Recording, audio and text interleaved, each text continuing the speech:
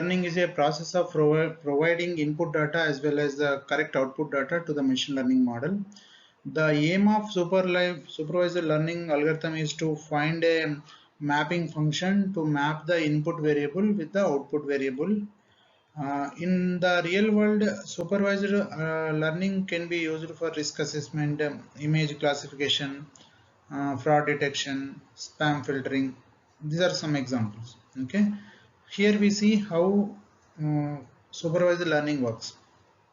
Suppose we have a data set of different types of shapes, which include square, rectangle, triangle, and polygon. Now the first step is that we need to train the model for each shape.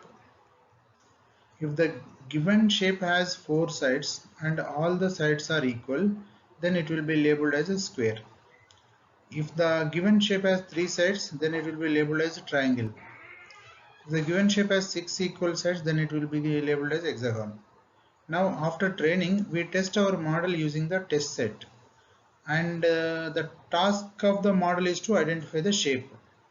The machine is already trained on all types of shapes, and when it finds a new shape, it classifies the shape on the basis of the number of sides and predicts the output. So whenever the model is trained, if it is a given shapes only, it will come. If some other shape coming into the picture, it will not be able to predict. Okay.